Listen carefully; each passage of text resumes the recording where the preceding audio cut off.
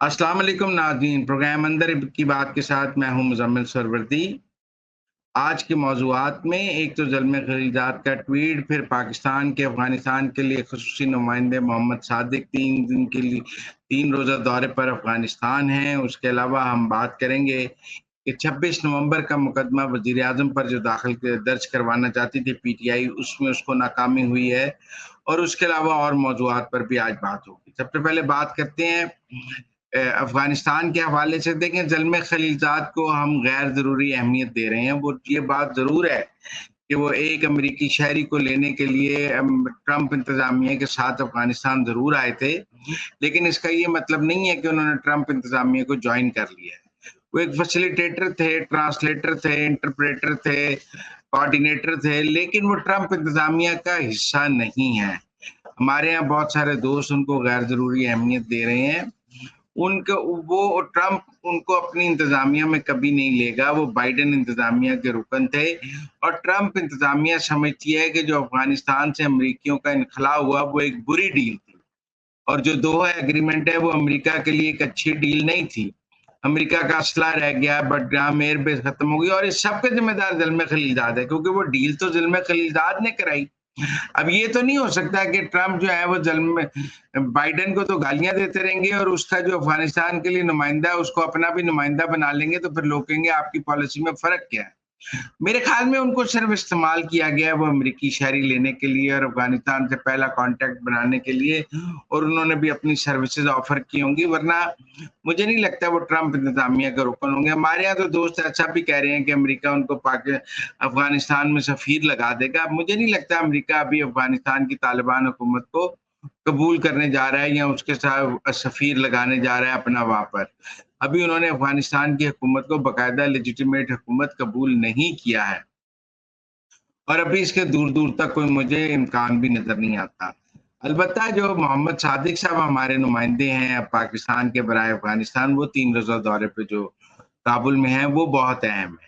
और वहाँ पर ट्रांजिट ट्रेड से लेकर अफ़गानियों के इनख़ला से लेकर टेररिज़्म से लेकर और टेररिज़्म की फ़ैसिलिटेशन से लेकर हर टॉपिक पर बाकायदा अफ़गानिस्तान से सीरियस मुज़ाकरात हो रहे हैं। इसीलिए 3 रोज़ा दौरा है, वरना हमारे जो लोग अफ़गानिस्तान जाते हैं, वो सुबह जाते हैं, शाम वापस आ जाते हैं। 3 रोज़ा दौरे का मतलब है कि एक्सटेंसिव मुज़ाकरात हैं जो जारी हैं।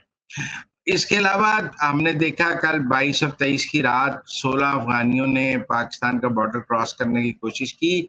उनको शूट एट साइट के तहत फौज ने, स्नाइपर्स ने बॉर्डर पे ही मार दिया।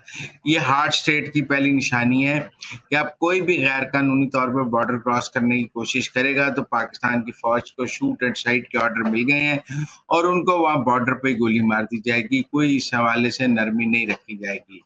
दूरखम का बॉर्डर खुला भी है, लेकिन वहां भी बगैर वीजे के, बगैर किसी चीज पासपोर्ट के किसी को आने जाने की इजाजत नहीं दी जा रही और ओडीआर 1 डॉक्यूमेंट रजीम पर सख्ती से अमल हो रहा है। इसलिए मेरे ख्याल में अफगानिस्तान के हवाले से पाकिस्तान की जो हार्ड स्टेट का जो कॉन्सेप्ट है वो हमें बॉर्डर पर भी नजर आ रहा है। और उसके देखे ना, जब मोहम्मद सादिक इस वक्त काबुल में है तो पाकिस्तान की फौजों ने 16 अफगानी बॉर्डर पर मार दिए हैं, जनरल ये कह करके ये फितनतुल खारिज थे और वो इलीगल बॉर्डर क्रॉस कर रहे थे। और ये काबुल को मैसेज है, जब हमारे नुमाइंदा भी वहां है, कि हम इस किस्म की बात अब बर्दाश्त नहीं करेंगे। इसीलिए हार्ड हार्ड स्टेट की परसूट में ही मारूम बलोच की गिरफ्तारी भी है और दीगर बहुत से स्टेप्स भी इस हवाले से हमें आइंदा चंद दिनों में नजर आ जाएंगे।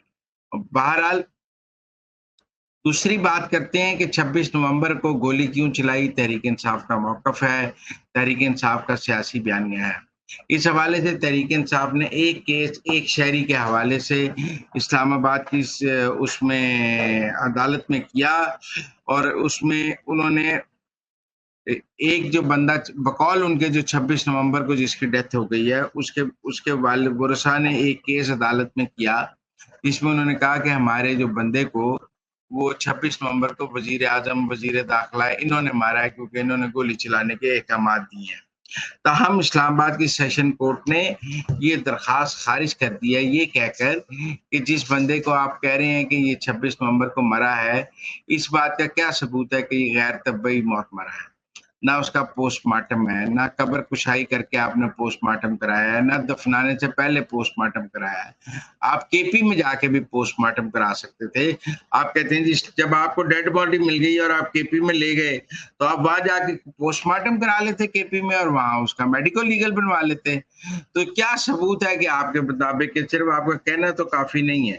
تو جس کے بعد وہ درخواست اسلام آباد کی سیشن عدالت نے خارج کر دی ہے، اور یہ پی ٹی آئی کی پہلی بڑی شکست ہے 26 نومبر کے حوالے سے کہ عدالت نے مہر لگا دی ہے کہ کوئی گولی نہیں چلی، اور جن لوگوں کے آپ مرنے کا کہہ رہے ہیں ان کے یہ کہ وہ گولی سے مرے ہیں، اس کا کوئی ثبوت آپ کے پاس نہیں ہے۔ جہاں تک کوئٹہ کی بات ہے، کوئٹہ میں ماہرنگ بلوچ کی گرفتاری کے بعد حالات اتنے کشیدہ نہیں ہیں جتنی کی توقع کی جا رہی تھی۔ مجھے بلوچستان کے کسی شہر میں کوئی ہزاروں لاکھوں کا مجمع نظر نہیں آیا۔ 200-300 لوگ نکلتے ہیں، وہ 200-300 لوگ سڑک بند کرنے کی کوشش کرتے ہیں، پتھراؤ کرتے ہیں، فساد پیدا کرنے کی کوشش کرتے ہیں، لیکن جس کو عوامی حمایت کہا جاتا ہے نا، ایسا نہیں ہے کہ کوئٹہ میں 10,000 لوگ نکل آئے ہیں، ایسا بھی نہیں ہے کہ کلات میں 10,000 لوگ نکل آئے ہیں، ایسا بھی نہیں ہے کہ دالبدین میں 10,000 لوگ نکل آئے ہیں، تربت میں نکل آئے ہیں۔ یہ 100 200 کا مجمع ہے باقی، لیکن کوئی ایسی بڑی عوامی حمایت کا ڈسپلے مجھے ابھی تک نظر نہیں آیا ہے۔